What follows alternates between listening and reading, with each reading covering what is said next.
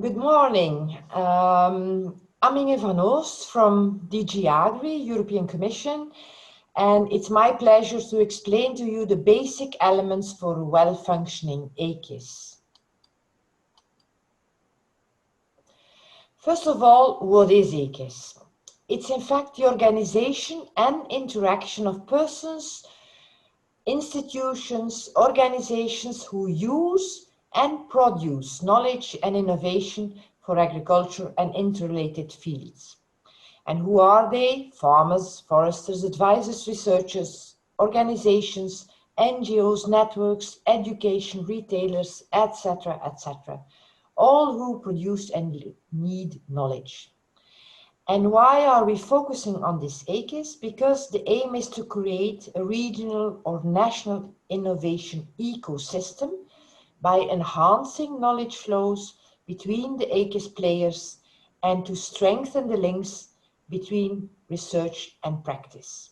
You can read this in an 8-pager brief where the link is here below.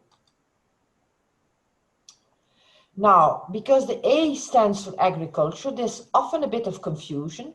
So I want to explicitly say that AKIS stands for everything, whatever farming and rural activities automatically relate to. So rural areas are included, landscape, environment, climate, biodiversity, consumers, citizens, food and non-food systems, transformation, processing, distribution chains. It's a wide A. So this is key. And you can read later on where this AKIS policy comes from. In fact, it's from researchers who said themselves, we have to change our system. Gradually, because this group has been working now in its 5th mandate, more political interest for this has come. And finally, we made a dedicated report which lay at the basis for our CAP policy on AKIS now. And here you see the handover to Commissioner Hogan. So why AKIS? Kerstin told it yesterday, because reinforcing AKIS integrates and ensures these knowledge flows and innovation.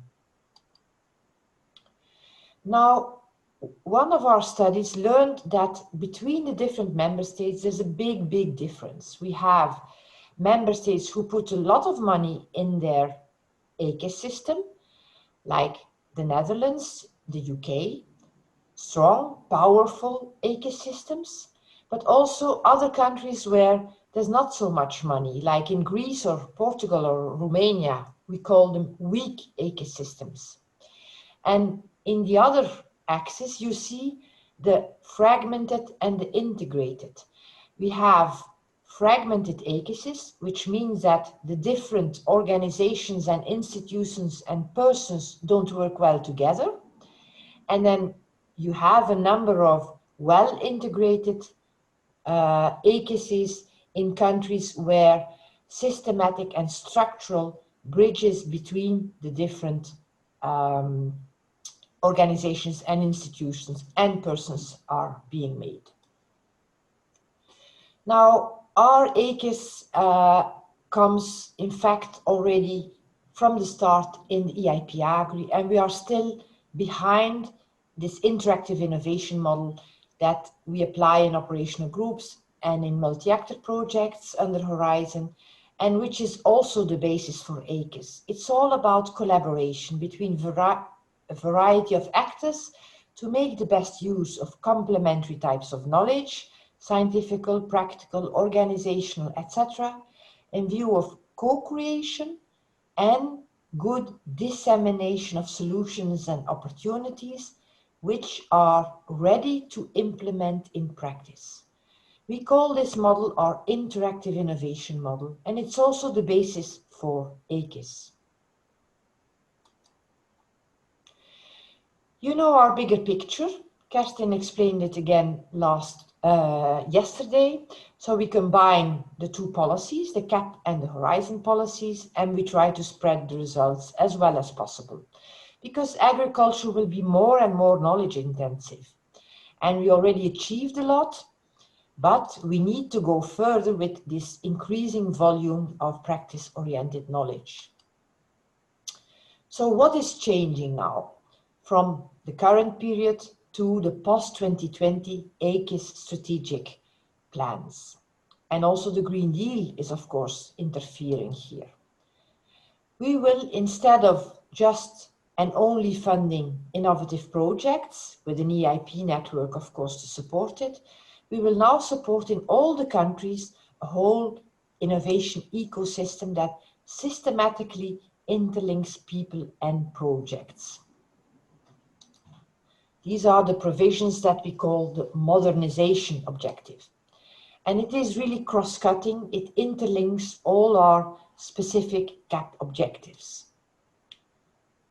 Now, we give, of course, a continuation of the things that have success, like our operational groups and also the EIP networking, which will be called CAP network in the future. But it will contribute to all 9 specific objectives. It will not be limited anymore.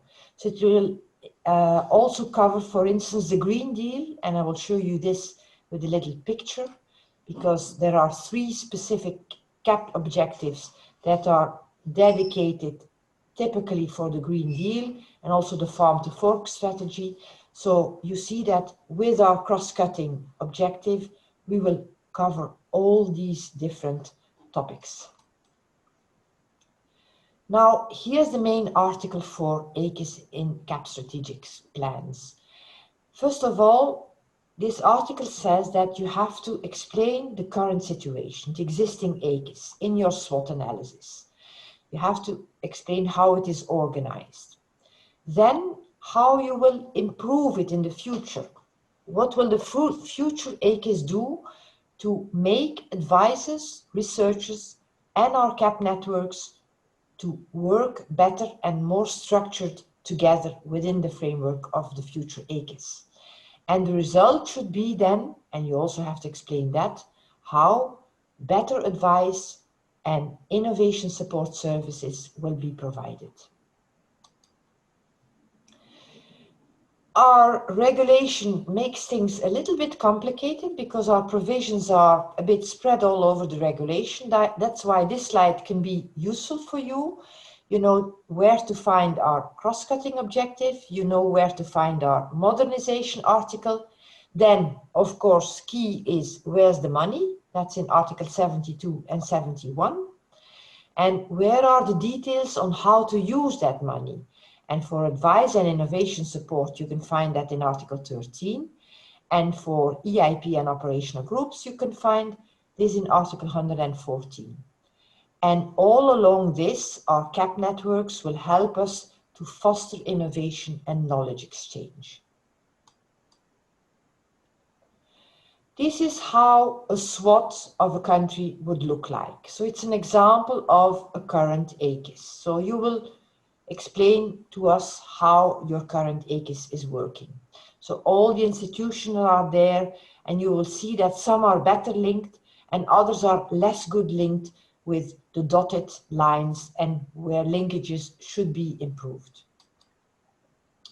We have a toolbox, you know that, you saw that yesterday, just for you to remember that. And I will stop here for a few questions.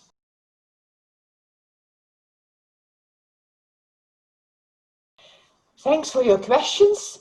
Time to go ahead and go more into depth on our new approach for farm advice, because it will be organized within the AKIS structures. First of all, there's an obligation to ensure that farmers and other beneficiaries of CAP support are being advised, and you will need to include that in your CAP plan. Moreover, these advisors will not be separate in a system anymore. They should be integrated within the AKIS system in an inclusive way to be able to cover not a limited number of subjects, but to cover economic, environmental, and social dimensions. And moreover, to deliver up-to-date technological and scientific information developed by research and innovation. And here you see why it's so important for advisors to be well linked with researchers and with the CAP networks who can bring all this information to them maybe in a back office where the specialist advisors share that with the field advisors. Another new thing is that advisors must be impartial. We will only pay with EU money for impartial advisors. Companies can pay for their own advisors. Of course, they are part of the AKIS, but they will not receive CAP support. And they will need to be able to provide innovation support, in particular for preparing and implementing operational group projects.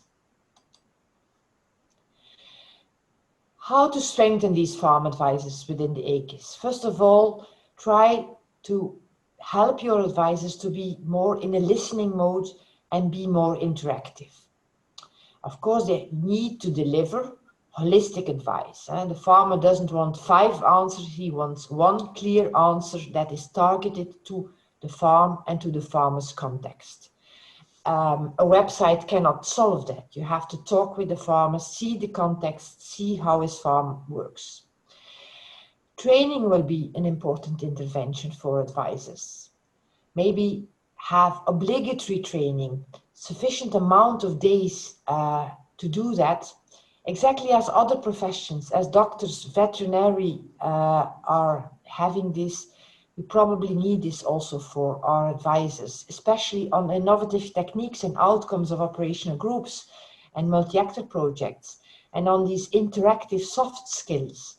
But you will have to make this training attractive and qualitative. Use some common advisory tools with which you can attract the new advisors which are not yet known, even maybe. Make a back office that can support all advisors. So ensure that your advisors are more competent than they were in the past. Also enable farmers to find those advisors who can help them best. Public registers with info on the education of the advisor, his experience, his continuous professional development, training, cross-border exchanges, maybe he learned things abroad, maybe a specific thematic focus that he has, and membership of an advisory platform. So be very transparent on this, that the farmer can choose the right advisor for his purposes. And invest in tools for advisors, like measurements or digital tools. Here's an example of how you can pay with the setting up for advisory services, a mobile advisory unit which can measure the blood of the cows, the illness, the pregnancy, etc. Innovation support must be available in the preparation phase as brokers and in the phase of implementing the project as facilitators. And regular interaction with researchers is important in workshops, in exchanging during farm demos, in being located in the same building, which also helps trust and informal contacts, in biannual meetings, in a back office where specialist advisors who then have a thematic focus can help their colleagues, field advisors. Make sure that you have regular participation of your advisors in operational groups and that they share the knowledge coming out from it with their colleagues, with their clients, and beyond with the broad audience. There are ideas about advisory networks, region-wide, country-wide. We even have already 2 EU-wide advisory networks where they can share the newly generated knowledge among them. Now, how can CAP networks help? We have a dedicated session on that. I will not go into depth here, but the main thing is work with all the outcomes we have from our projects.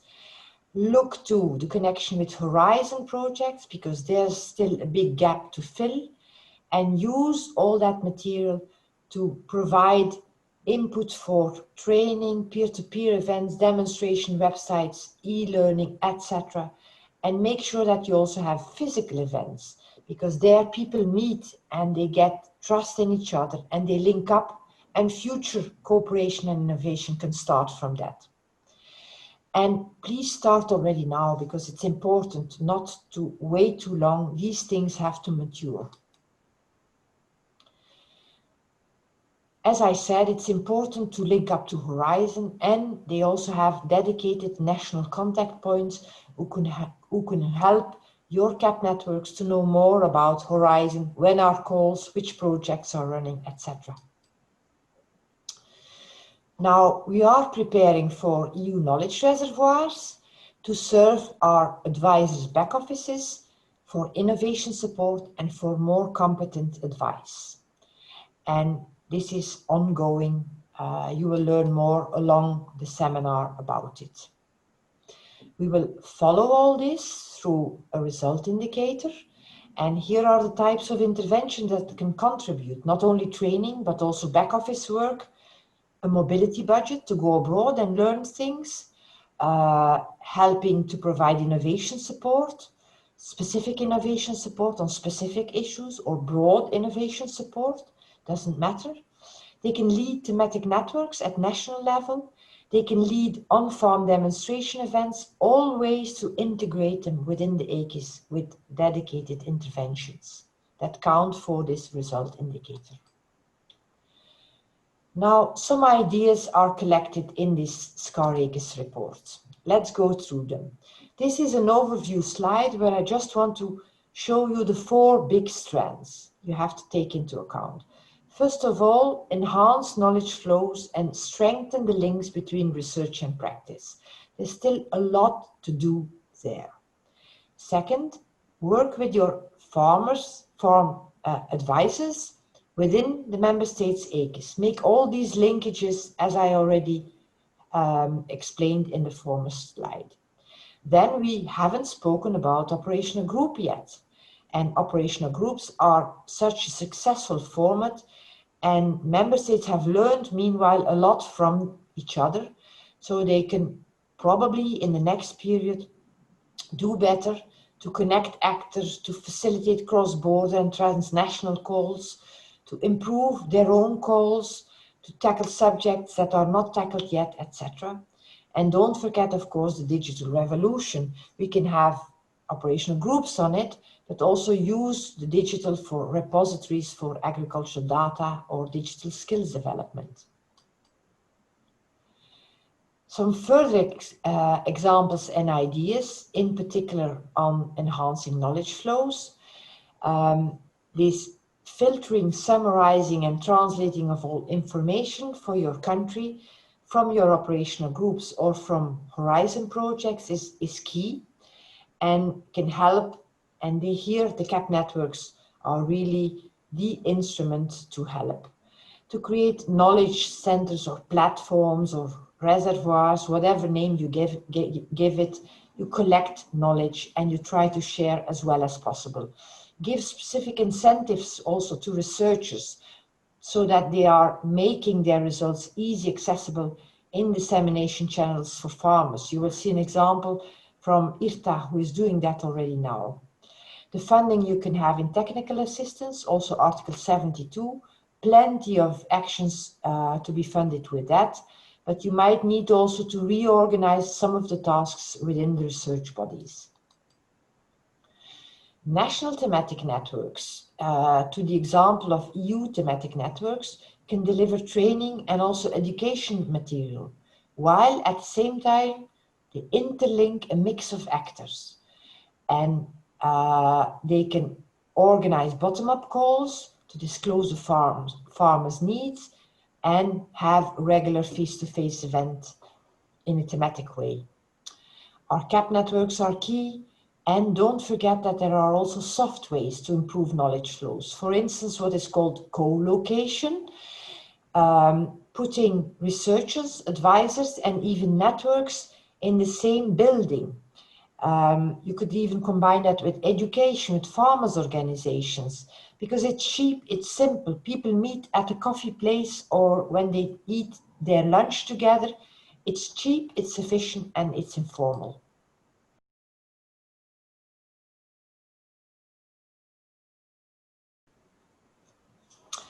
Now, the second strand of improving AKIS is all linked to farm advisors. And there we have a dedicated block in part 3, so I will just skip this one for the time being because we will go more into depth and see a few examples too from countries. On interactive innovation projects, operational groups, it's important that you foresee sufficient funding for operational group calls that are, if possible, continuous. You can do it with cut-off dates, maybe 3-4 times a year, but please realize that when a farmer has an innovative idea, he is not prepared to wait 3 years or 5 years before this gets really tested out. So that's where ASA's example from Sweden is very useful to show how you can do it. Also, from the Irish, we see that they have a set of calls. They have bottom-up calls and also more thematic calls for certain subjects that they absolutely want to be digged out and worked on. So it's a nice combination of capturing grassroots ideas and still having dedicated topics to be tackled. So think about a set of calls. Enable advance payments. It's possible from the EU legislation, so it's up to you now to also make it possible in your country, because if a farmer has an idea, wants to start an operational group, he doesn't have big pockets like research organizations have. So if you want to incentivize farmers to start with operational groups, this is very useful. And it's, by the way, also the normal way of working in research projects. All Horizon projects have at least 50% up to 80% advance payments. So why shouldn't we do that with our operational groups? Key thing is now to ensure involvement of advisors in operational groups. They are multipliers. They can bring the knowledge that is built there outside the group to a broader audience. They bring in also the practical context because they see a lot of farms, so they can help to have better results and ensure that they are involved. Give them also multiple roles. We will see that in next slide. CAP networks and knowledge reservoirs should help cross-border operational groups. Cross-border operational groups, Hardy will speak about his first experience, are not easy. The calls are not at the same time in each of the countries. The conditions are different. So you will have to work together on beforehand in order to have such cross-border operation group calls. And I think that those who can help prepare that are in particular the CAP networks and of course also the managing authorities who have to put the calls in place. What we see that until now, we've worked very well in our operational groups, but still many operational groups have not communicated enough. So you could add maybe a condition that they have to put a dedicated budget on communication, or you can have a dedicated budget apart from the operational groups, which covers all the operational groups and is really there just to communicate on all innovative projects. It doesn't matter, but it's clear that we need to communicate better on what we are doing. It's not sufficiently known what all these operational groups are producing, which is such great knowledge. And use the existing channels where farmers are going to look, their agricultural journals, the website of their agricultural producers organization or farmers organization, maybe the radio they still have or the television. So go there and put the information there where they can find it, where they are used to go to look for information. Peer-to-peer learning is very key. And you saw this yesterday from the example of ECOPionet, where in their operational groups, they have a lot of networking elements. This works very well. And also further on for operational groups, it can be interesting to have an activity to go cross-border, to look to the subject that they are dealing with, to look how it works in other countries, or to ask specific actors who can incentivize, give expertise. It's important also to look to education. You have a lot of people doing stages, doing theses. Young people are very innovative minded and can really ask questions that other people are so used to certain habits that they forget to reflect about it. So please involve also the young people. Sometimes they are just cheap work forces. Why not? They can do their thesis for you and they can help you with your operational group. Reflect on a before life, platforms where actors can regularly meet, that's AKIS, funding for preparation, fund your step 1 for your operational group, and reflect also on the afterlife. The communication is so important, the connection with other operational groups to learn from each other with multi-actor projects. Design maybe a specific fund for this after project communication of innovative projects. As I said, we still do not share enough the results of operational groups. They have to arrive with every farmer in the country. Ensure an efficient coordination within member states. All these organizations have to work together. That's why we have an AKIS coordination body, and ensure that they learn from each other. And typically in regionalized countries, it is a challenge. Each region is working on its own, and you have to foresee something dedicated that these regions can work together.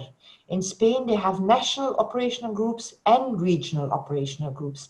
This is a solution, but there are also other solutions. But please try, at least within your own country, to coordinate and to exchange your experiences and learn from each other. Then last but not least, the digital transition is there. You can interlink a lot of public data. You can set up platforms on how to better manage this digital transition. You can finance operational groups on digital applications, but make them public available and don't finance things that companies would do otherwise themselves.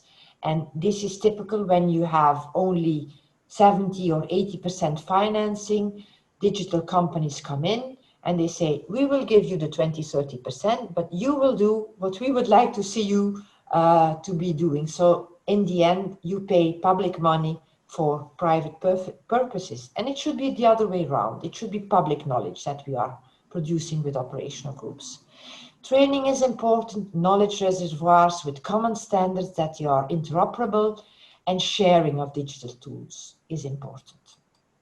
It reduces the maintenance cost.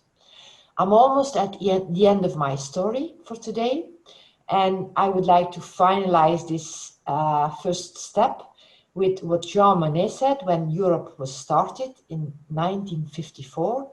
He said, what stops us is the fear of change. AKIS looks like something so difficult, and we hope that this seminar will help you to understand what it is, what you can do, what is the best intervention to choose for your country, because it is on change that our salvation depends. That's what Jean Monnet said. You have also the SCAR AKIS report that will help you with a few dedicated sections. You have the link here. You have the sections that will help you most. And we want to build and link all these AKISs in countries across the EU. We will do our best from our side with the CAP network at EU level. You will do your best in your country with your CAP network to speed up creativity and practice application, and to have a better connectivity and quicker circulation of information. Thanks a lot for listening to me, and I hope you enjoy learning from the rest of what we planned for this seminar.